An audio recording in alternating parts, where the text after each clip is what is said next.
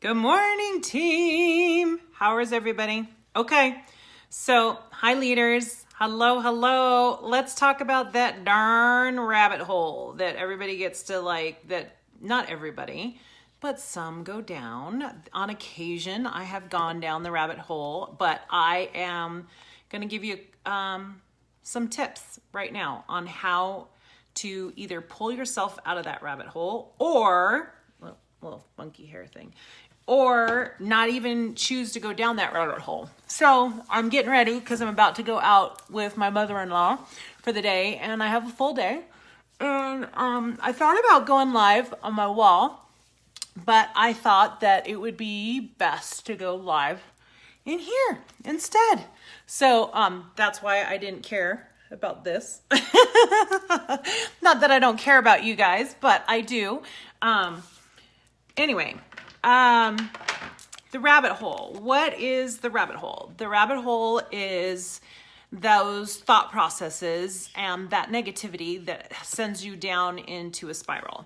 So have you ever had that situation where you look at numbers, or you look at your team, or you're just like, oh my gosh, nothing is happening. Why aren't these numbers looking like I want them to? Why are they so low? Or why can't I sponsor?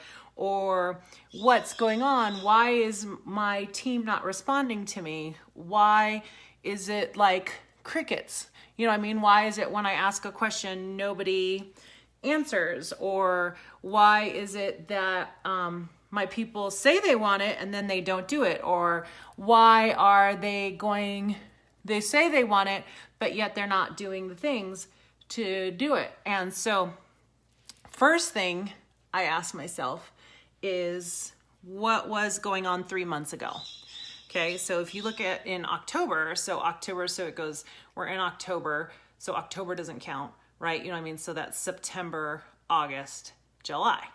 So I base what's going on this month from 3 months ago. So I remember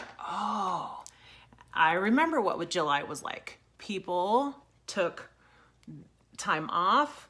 They didn't necessarily work their business.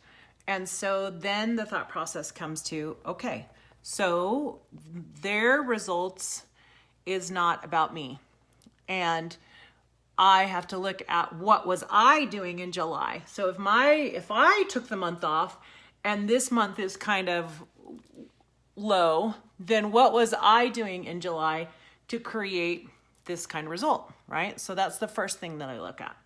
The second thing that I look at is what's available to me. So it's the total truth, and that's one of the reasons why they're changing the momentum of it, is the changing of the Cancun trip. Now, a whole bunch of people earned it, but even though people that earned it, the people that earned it and the people that went, even some of the people that earned it that didn't go still kind of took the time off, which is kind of crazy in itself. I'm like, I was gone, but I also knew that I needed to get everything done that I needed to get done before I left on my week's trip. So it's like, I knew that I have a 3-week month this month.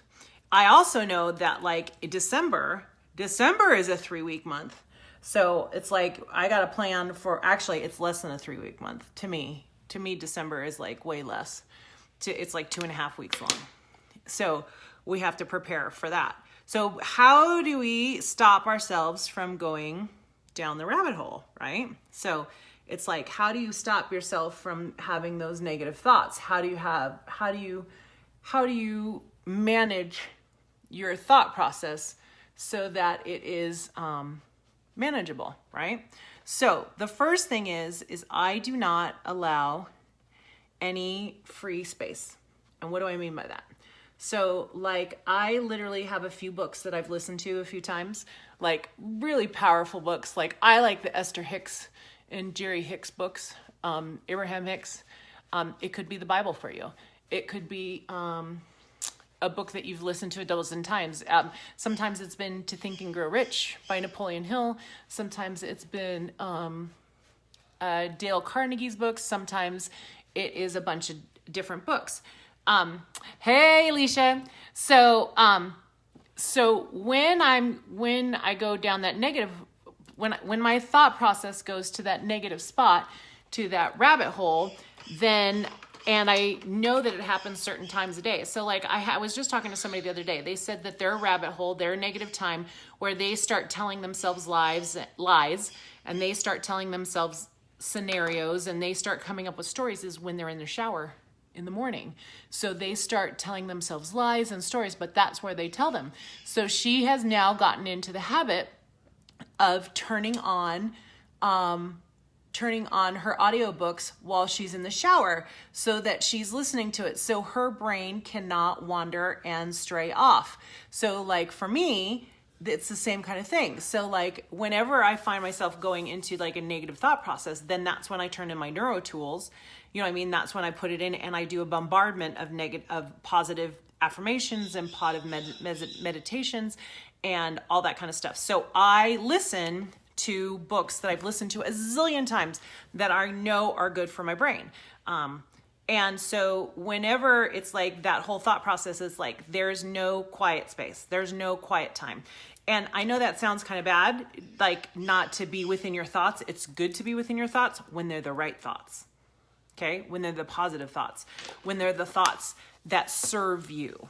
Okay? When you are going down that rabbit hole, that's when you need to stop, you know what I mean? And go, oh no, my brain is not serving me right now. So I need to turn on whatever book, you know, whatever one of your favorite books is. Like I said, it could be the Bible. It could be Napoleon Hill's Think and Grow Rich. It could be Abraham Hicks, whatever the book is that is going to serve you, or uplifting music, or a bunch of YouTube videos, the long ones, you know what I mean? That are going to pump you up no matter what it is. It's like, if it's some people, they let them, the storytelling or the lies they tell them while they're working out. And so they have to fill their brain up with something else. So it's about choosing something else to fill your brain with. Okay.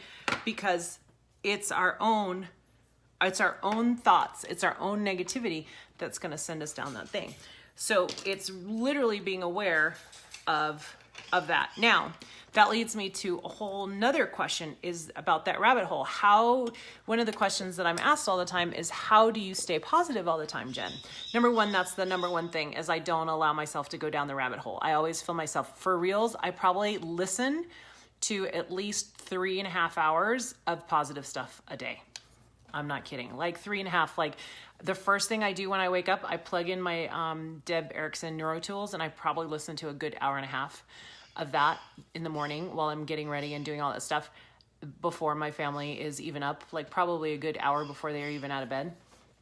And then when I go to bed, I plug it in and I go to sleep with it. And then I listen, I read for 30 minutes during the day. So I'm doing at least 3.5 hours to 4 hours of good stuff. And I watch a motivational video every single day. It's at least 3 or 4 hours long. And then if I find myself going to a negative spot, or feeling like coming from scarcity or less than, or I'm not enough, when those stories happen, then I immediately plug something in. I nope, my own thoughts aren't serving me right now. So I got to plug something in. That's what I do. That's how I stay positive all the time. And I am always thinking about what's next. I'm always thinking about the next thing. Like if I find myself going into like, oh, the numbers aren't where I am, I start thinking about what I want. I start thinking about the change in my life.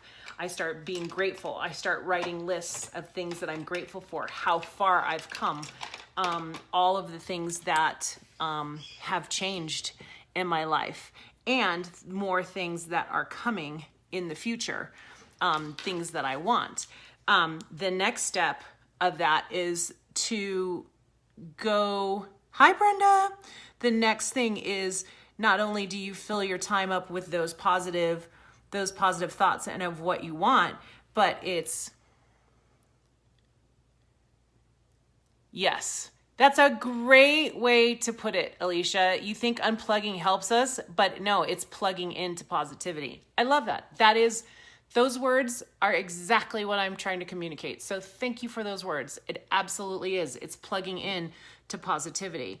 The other thing is that how do I also stay more positive is that I'm always searching for new ways to grow and learn. One of the things, it's like we're in this business and we don't just arrive.